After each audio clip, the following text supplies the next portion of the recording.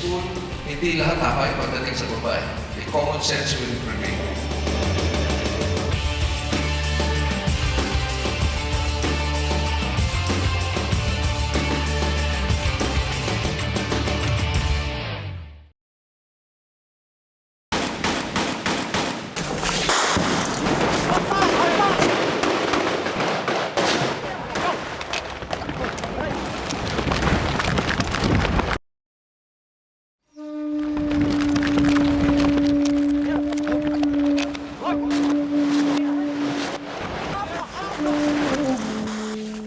Is it possible to undo decades of bitterness and loathing in 6 years?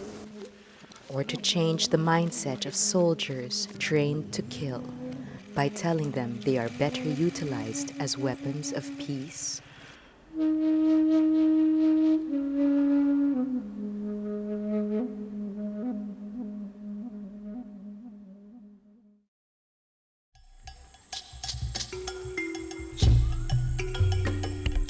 When General Ding Ferrer first waded through the murky waters of the war in Mindanao, he unearthed stories of how farmers got dragged into the conflict. Stories that may come off as fiction if only there were no lethal, real-life consequences. I kept on asking, why is this family fighting government? Why are they always attacking my Kafgo detachment? It turned out like it started about 30 years ago with just a coffee tree and a carabao. There were some killings on both sides, such that one family had to join the MILF or the rebel group just to exact justice from them. And the other side, they joined the Kafgo. It triggers the bigger conflict, casualties. Only to find out it's just about family feud. Stories come with rich lessons for those willing to learn. In this tale of seemingly never-ending bloodlust, the lesson for General Ferrer was clear. The first important learning is to listen to people. It's very hard for the small conflicts to be resolved by the local officials because some of them are also relatives of the families in conflict. Some families who do not get justice from the normal system, they join rebel groups, to get justice. It supports the insurgency. If every soldier has that skill, to listen, understand conflict, and to resolve conflict with all his skills like negotiation, mediating, you create a small peace in community level, and then people learn to resolve their conflict in a peaceful way instead of joining rebel group and shooting each other. Similar ideas were brewing in the minds of other officers like Colonel Hermoso, who dared to ask why the military was fighting its own people when the real war is with hunger and poverty. Alam ng sundalo na hindi siya ang solusyon dun sa ignorance. Alam ng sundalo na hindi siya ang solusyon dun sa poverty. Alam ng sundalo na hindi siya ang solusyon dun sa wide gap in the rich and the poor. But alam niya na pwede siyang tumulong. But the security sector cannot do that alone. There should be partnering with the civil society, all sectors of society. They want to go back to peaceful yung ambience ng community. Walang worry na mayroong This new approach to building peace shifts the focus from violence to peaceful dialogue.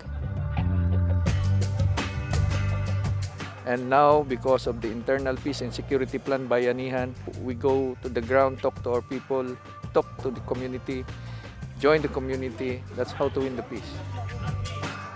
We shift yung how we gauge our people on the ground. It's no longer the body count and the firearms exchange ratio, but yung ambience of peace. Kaya nag-come out ng isang medalya na tinaguriang medalya ng kapayapaan. Sa hierarchy ng mga medalya, pang-5 siya. So, mataas.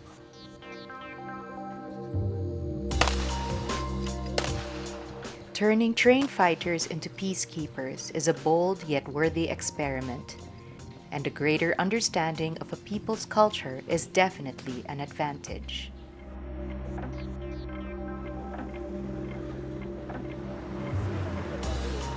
Colonel Hermoso has a deeply rooted understanding of the cultural climate.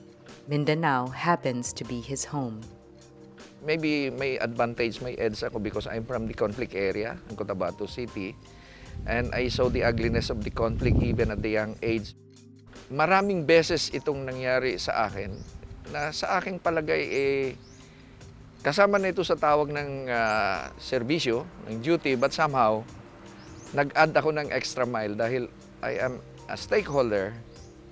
If I will not do this, sino ang gagawa? For those on the side of peace, things were finally falling into place.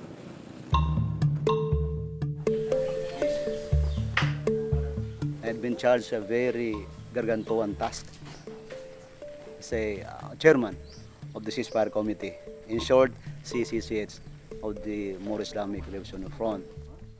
At that time, Major Hermoso, then before, is a head of secretariat of the GRP Ceasefire Committee. And later on, we discovered that we were in one school, came from one school. We were together in our old days here in Cotabato City. We were classmates in high school when we meet each other in the negotiating table. So the goodwill is there already. Friendship is a given situation that helps blood on matters of peace process. I have a friend where I can easily talk with him. But even with friends working together to build peace, wounds from the past take a long time to heal. The deeply rooted animosity, indifference, and biases, and the hate that was a product of the almost 4 decades of fighting. But slowly you can overcome this with sincerity, with your sincerity to end the war. And not that you talk peace and then you kick each other underneath the table. And I can say with some degree of authority because I'm a local boy here, and then I have seen the changes. And I'm so happy to say that what happened a decade ago is different nowadays.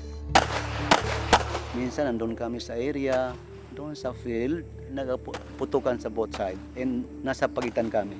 Kinukontak ko yung sa kabila, sa aming panig. Sabi ko, hinto mo na.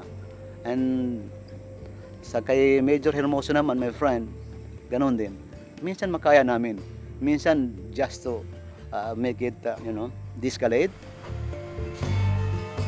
The MILF is also helping the peace process to move to an understanding of all that we should not fight.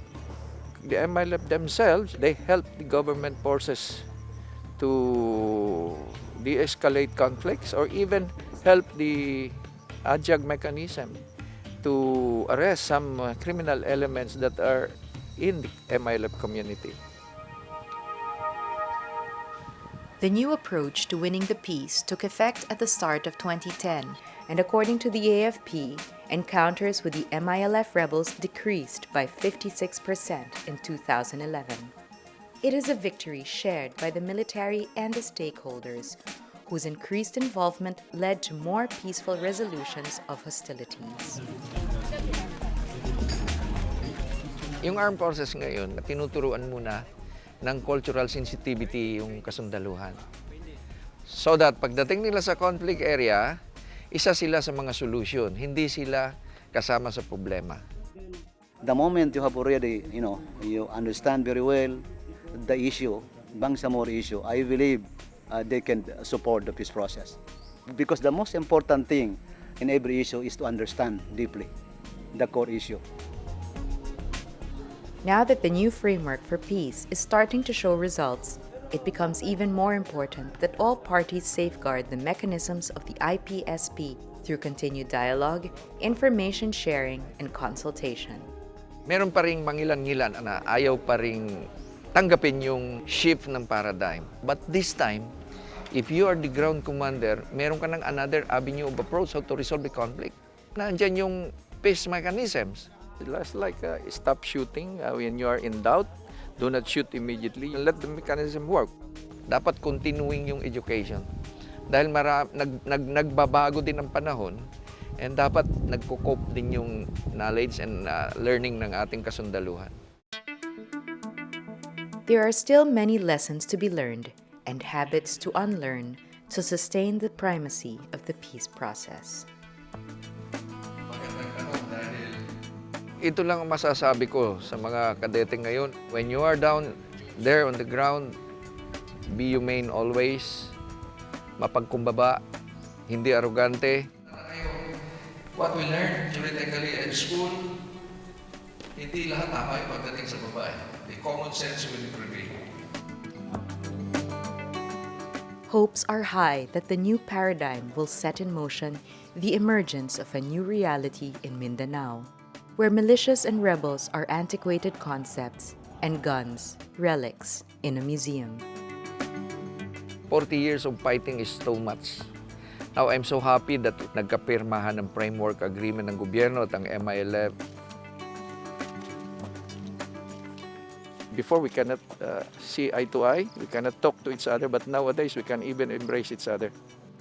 My life is very sincere in pursuing peace. Sapagkat hindi lang sa MILF ito, anytime na magkaroon tayo ng magandang resulta na paghanap ng kapayapaan para sa lahat. Hindi para sa muro, hindi para sa Christian. That's for all of us.